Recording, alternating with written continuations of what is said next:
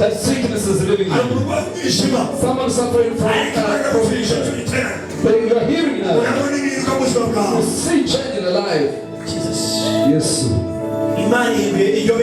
God is in your place. The place was paining. It has been paining. God is healing now. This moment. This moment. The sickness is gone. The sickness is gone. This moment. The sickness is leaving. It is leaving.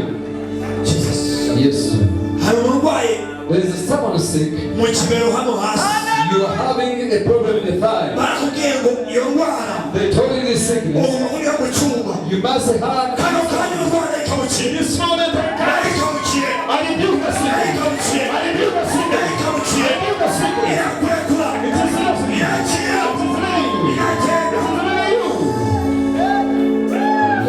Touch where you're pain. Yes, Jesus touching you. Yes, Jesus touching you. Yes, Jesus touching you. Yes, Jesus touching you.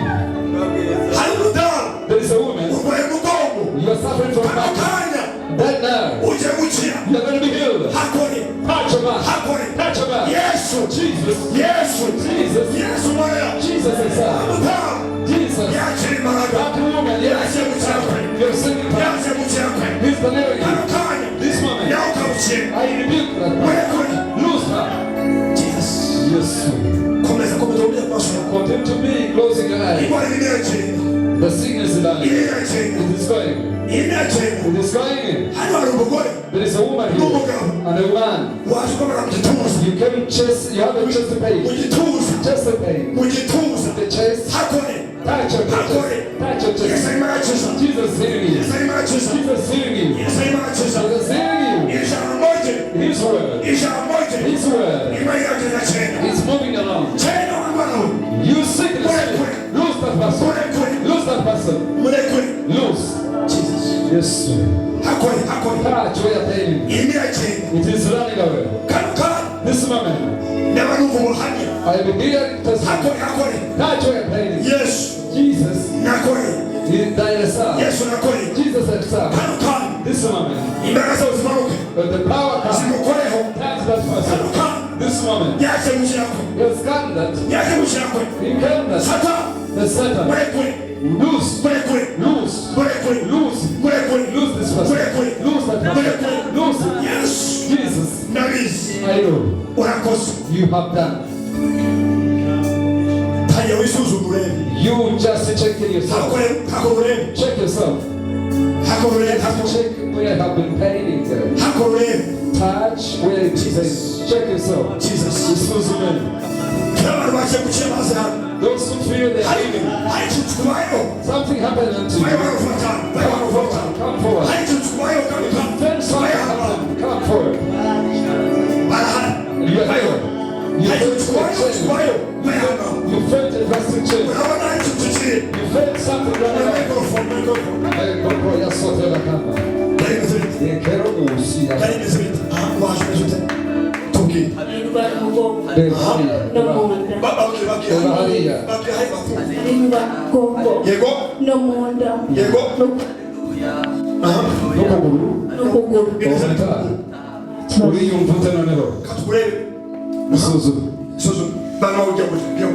La capoya taka.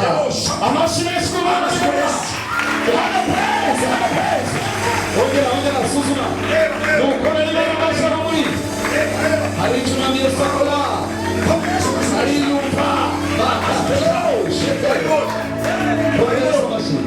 Yesu kwa Jesus.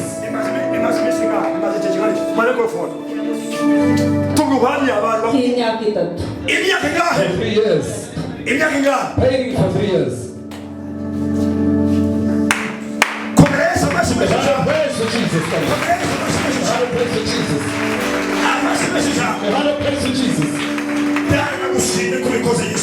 Thank you, Jesus. Thank you, Jesus. You check yourself. You just oh my God. Do it. God bless you. We have some who feel something has happened. Change different from how it came. This is how Jesus works. Jesus meets one person at a time.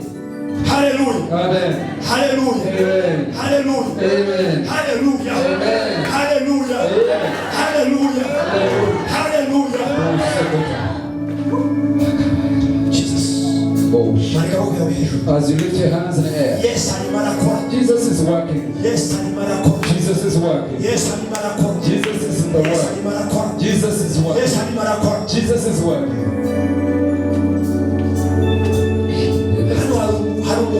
The woman here, you have a relative, he's suffering from cancer.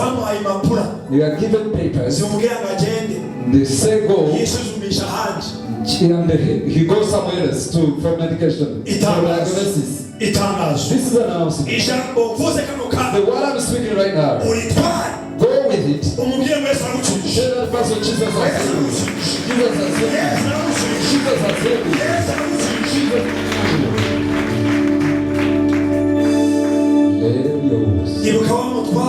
I remember the young century told Jesus that is the king of Judah. Your word, when you said it, if you don't hear my sound, you don't need to move from here. The word of Jesus, we said it, we said it, we said it this way, we said it this way, we said it this way, we said it this way, we said it this way. Right now, Lekerobo Sotoyoko.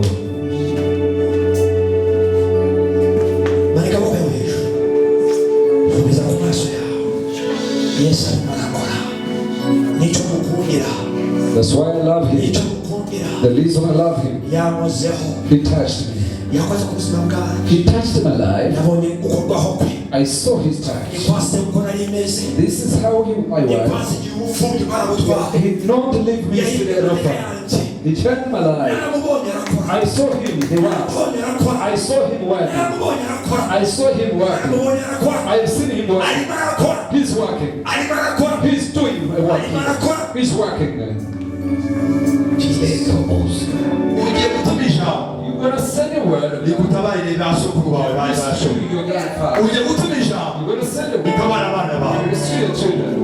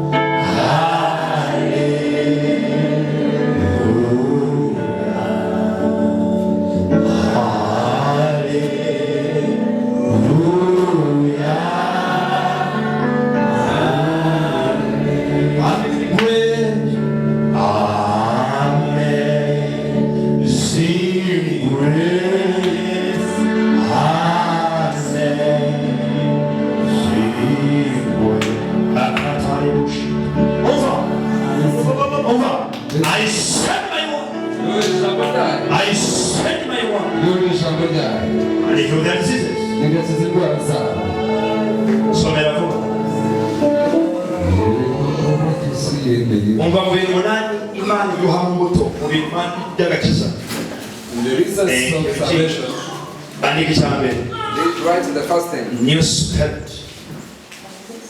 New spirit. New spirit. New spirit. Somera Ezekiel. Tatukatana Ezekiel. Tukatana tu nena kagiri. Somera vuga. Iyo wakirijwe uhabwa umwuka mushya. New spirit. Umwuka w'ubudahanga kakuza.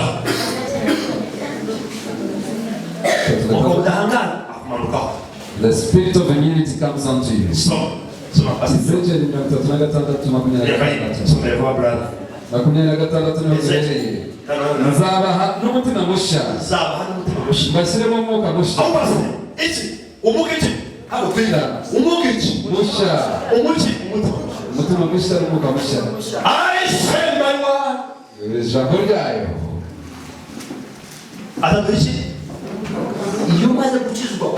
When you get saved,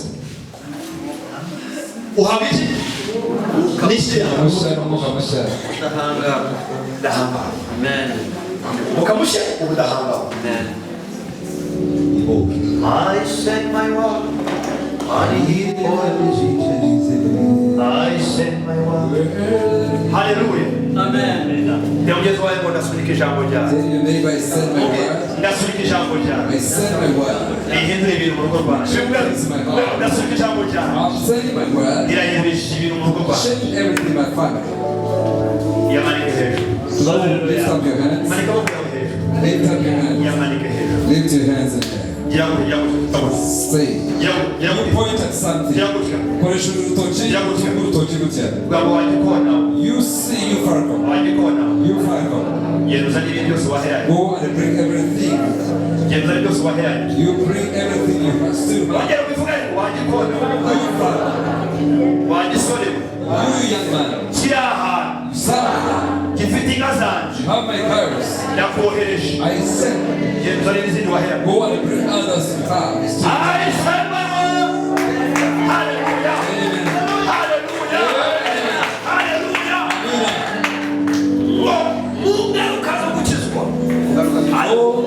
Benefits of getting saved.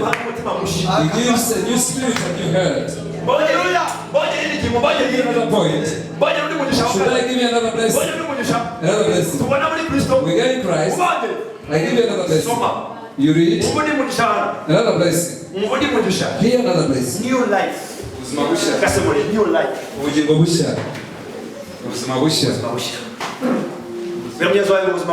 Ubuzima bushya yafu guso umusanje bambaye ndayareba ubuzima bungahe bushya some cyane ngwe cyane cyane somera kuba aha somera Yohana wa mbere gatanu 11 ubuzima bushya first John gatanu 11 somera marebo shaka tari somera inji umunani. There are 5 blessings or benefits of getting saved. First John chapter 5 verse 8. Yes. Soma. Gatanu. Kandi guhamya nuko Imana yaduhaye ubugingo buhoraho kandi ubwo bugingo bubonerwa mu mwana wayo. Oh my God. Bubonerwa hehe? Mu mwana wayo. Bubonerwa muri ubugingo bubonerwa mu mwana wayo. Ubugingo butari amadeni buba muri Yesu. Ubugingo buhumurizwa buba muri hehe? Muri Yesu. Ubugingo bwo kurama buba hehe? Muri Yesu. Ubugingo bushaka Imana buba hehe? Muri Yesu. Ubugingo bukiza amadeni buba hehe? Muri Yesu. Another blessing. The third blessing. Listen to this. New name. Izina rishya. Rishya. Izina? Izina? Rishya. Izina? Izina rishya. Onini unezero wazamura amaboko hejuru. Who is glad? Lift your hand. Nini unezero wazamura amaboko hejuru. The one who is glad, lift your hand. Izina? The new name. I said my word. Yohereje ijambo ryayo. And here what is this? Zigakiza indwara zacu. Amen. Asubika ijambo. Sense His word. Ubuzima bushya. New life. Ikindi twavuze. Gatatu cyambere iki? Umutima mushya n'umwuka mushya. Icyakabiri ni iki? Ubuzima bushya. Icyatatu ni iki? Somera. Ngwicyanditswe. Soma vuba. Soma Yesaya 62 umurongo wa 2 n'injyamo z'intumwa 11 26 ngo ibyanditswe izina rishya. Yesaya 6. Yego. Nuko amahanga azabona gukiranuka kwawe. Yego. Abami bose bazabona icyubahiro cyawe. Yego. Maze uzitwa izina rishya. Ihimbe n'iteka. Izina rishya. Izina rishya. Nibyo Imana ikora. Uwari umushumba ahinduka iki? Umuvugabutumwa. Kandi w'amahanga. Uwo ni Yesu ubwo yanyanya kuvuga. Niyo mpamvu y'amagabo bimutera ubwoba. Hari amagambo ndababwira ubuhamya akareke kwavuga. Jewe nzi na Mirembe. Komera Yesu amashyira atagenzi na Mirembe. Ako iki izina kandi mvugira mu mvugira mu muke biro byanjye. I speak in spirit. Nta muntu bisita ko mvugira mu ki? I speak in spirit. Izina? Akari ibintu bya kera. Not starting far. In Christ. It's a new name. Hallelujah. Kana mazina aratandukanye. Hari amazina afite umukene yo n'izina. So izina umukene. A poor person. Umurwayi izina sickness, a sick person is a name. When you get a new name, where they call you sick person, they say a healed person. If you don't have security, you are secure.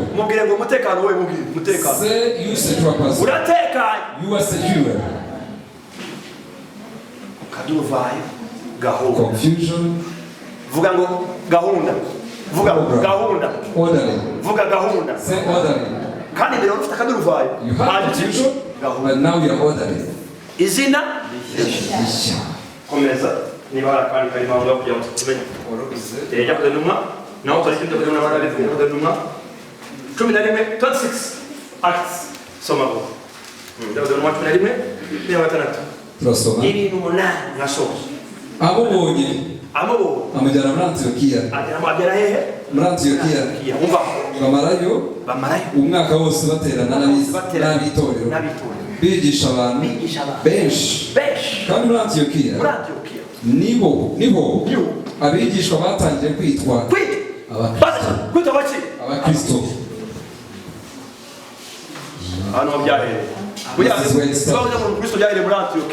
Abakristo is started from Antioch. When Paul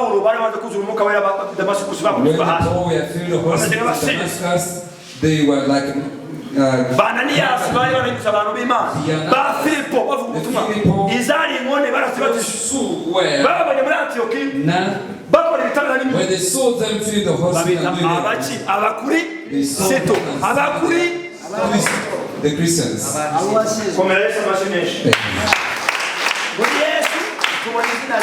Jesus will have to bear a new name. A rich person is a name. I have a sister to me. They say I'm rich.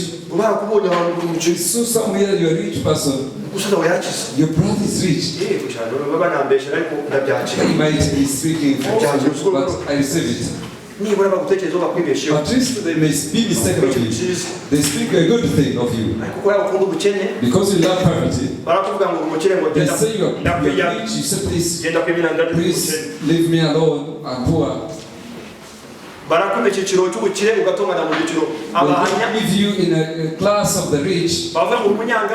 They say you're a person who has. They come to you people who have. And they say I am not in this plate. I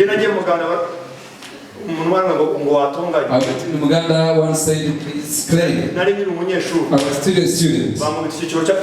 They put me in the level of the rich people.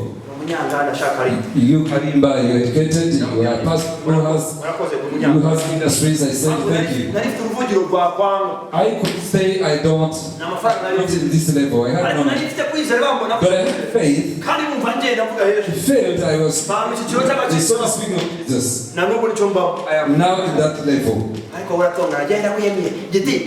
You, executive, please. Executive. You are mistaken of me, I'm poor. Say I am rich. I'm rich. I am a rich person. You are given a name. I pray to Jesus. Imigisha tubonera muri Kristo. Blessings in Jesus. Ngo yabaye umukene. They say now he's poor. Kugira ngo duhinduke abakire. That will be rich. Unaduha amazina meza. Ngo yabaye umukene kugira ngo he became poor. Have riches. Soma undi mugisha. Another blessing. Niyo nature. Aguha kameresha. Nouvelle nature. Aguha kameresha. Kamere? Sha. Icyane. Soma Abakorinto ba kabiri. 5:12. 5:12. Somera kubara. Soma 5:12. Yumuntu ari muki. Soma. Turasoma Abakorinto ba kabiri. Byari kurari byiza. 5:12. Yego. Umuntu wese ko ari muri Kristo. Umuntu we umva ninde we wese. Mujya gusoma we wese. Yari muri Kristo. Ari cyane cya. Ego. ibyakera yabishize dore byose biba bishya. Ariko mwana we This is where I started. usezera umukozi ajya gutanya kampani yawe. I said to my employer, I start my own company. nibura ngira abandi bamakazi. We having other people to give me jobs. dufite kampani y'abavoka b'abarokore. We have now a company of advocates of who work there. tuganira gusenga. After prayer, tujya guca imanza zitabera. we go, we help them. tuva mu kazi tugatangira fellowship. From the job to fellowship. dore iba muri ofisi yanjye macuranga. ruhangi shitwe ruhangumana. We sing the job, we have fellowship together. Because we helped them and they brought justice to them.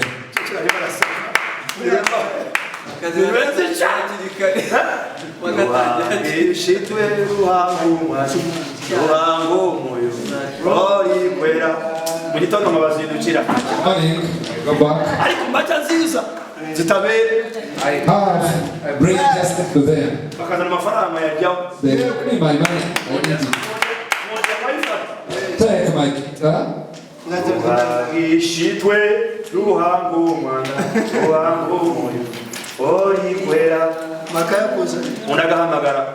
box. Took it.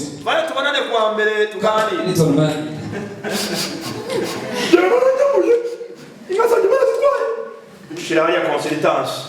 Bring the consultant's fee, consultation fee. And God bless you. When one is in Christ, you become a new creature. They are gone. They are gone. Hallelujah. Now it's Swahili. Never mind. Because to those nations. I went to Tanzania. When I was preaching, when people were behind, I said to them, Buri mufumose. Buri masezerano yose.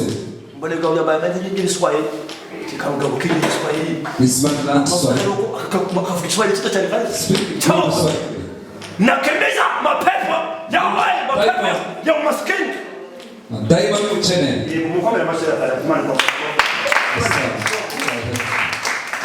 Nakimbiza mapepo ya umaskini.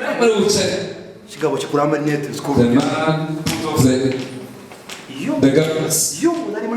When he had Jesus, the past, they are no more. When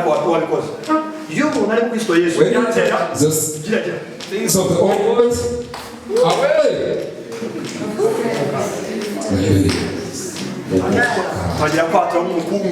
That confess like a rich person. Pastor Zabisuri Chigari. Pastor Vincent Chigari. Come like a rich person. Pastor Inosa. Pastor Inosa. No way. You come this way. Confidence? Confidence. No fear.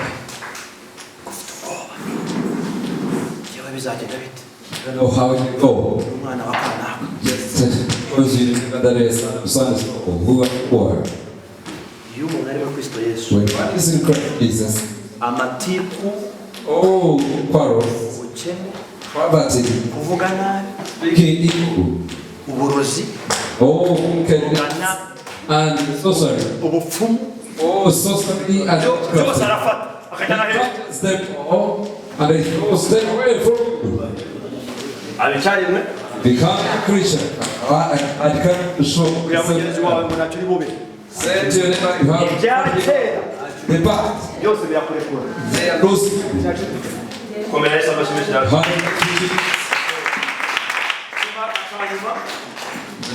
In your mind. You have a Ephesians 4:23. You are given a new mind. No, the mind change and the given us. Doesn't require you to be educated. niba takubeshe muri Kristo Don't be lied. niyo babanziriza ubwenge In Christ there is wisdom. ibindi by'isi nageze ubu mfite metriza ikora no mu buryo bw'ibwira I have masters but I don't mention. kuko nari mu by'ukuri naho njya njyana cyane I don't take in it. ariko si ukinge jana Do you know why I'm n'abantu here? bakazi Because people give me a job. kimisha abana akazi nagari mose bambaza It's not a master's. wa muroya w'umurokore The other Lord is a born again. utagira ruswa Who doesn't eat right? Yes, what? twende kwimana Who has wisdom? kimisha akazi That's why I give it up. ariko masters n'abandi barazifite I have masters. na za doctora I'm doctorate. ariko jewe muhinda namagati ndahira kaburi But I need a course. uyu mwana amadokita muri Kristo Yesu When one is in Christ, ahabwa imitekerereze you have a mind. somera brother Haleluya. So come in my gatatu. yo kuri 24 nta kintu wakwirata brother zaga karata muvuge ijambo ko nakomeje kuvuga brother so mugahinduka basa mwuka w'ubwenge bwanyu mu bwenge mu mwuka w'ubwenge bwanyu mu bwenge bwanyu muhinduka bashya no mu myigire mukambara umuntu mushya soma neza mukambara umuntu mushya mama tokoreza mukambara umuntu mushya yego waremewe waremewe gukira waremewe byo gukiranuka no kutasubira ku microphone waremewe ibyo gukiranuka yego turakomeza mbere nakandi niho ndi yego kasubira inyuma mugahinduka bashya mu mwuka w'ubwenge bwanyu mukambara umuntu mushya waremewe ibyo gukiranuka gusa no kwera bizanywe n'ukuri nk'uko Imana yabishatse. akanyuma soze rero The last one. new authority Uhabwa ubutware bushya. ubutware Bushya. ni wa mutware yahereye abwira Yesu mufite umutware ureza ku butware bwawe bugende gukora ibita abefeso kandi 23 yego muzee bigora na 24 24 aho ni ubwenge muzee bus soma ubutware bushya usome cyanditswe kimwe gusa Luke 10:19 turasoma Luka 10:19 yego ubutware bushya yo amaze kuba muri Kristo ubutware bushya Luka ibice 10:19 umurongo wa 19 nandikira zo niyo migisha mugabo yateguye hanga imigisha ibarirwa muri Kristo mbega umutwe mwiza dore mbahaye ubutware yego bwo kujya mukandagira inzoka umva ubutware Yesu agwabushye umva bwo kujya mute mukandagira inzoka ariko hamaguru yawe tunasoma habo kufungira ujye mute wa mudamu yabikoze yasengeye karakiza umugongo wabonye yagize zamura habo kumaguru yawe unamukeho nasuna mwagara nasona mwagaze deniwe ushobora gusona jya mute zamura isenge cyawe zamura soma aha dore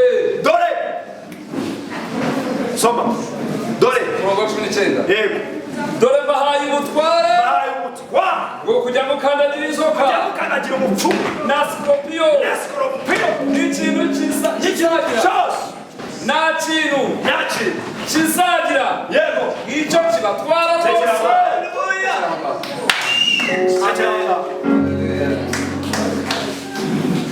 mbahaye ubutware mukandagiye kuri inzoka mukandagiye ku bupfumu mukandagiye ku bikasiyo soma kanyuma umuryango mushya umva yiringiye gushaka kubona muri Kristo umuryango mushya umuryango mushya ngaho umuhumbe cyane muzee Yesu ajya muri Kristo when we in Christ zano mukoza basekuza n'abasinga the other plans n'abakono n'abacaba n'abose byose those where we come from by'abacaba n'abakono byose muzi you know byose bihinduka gasiya they turn to be new tugahinduka bashya become new umuryango mushya haleluya soma n'umuryango new family soma John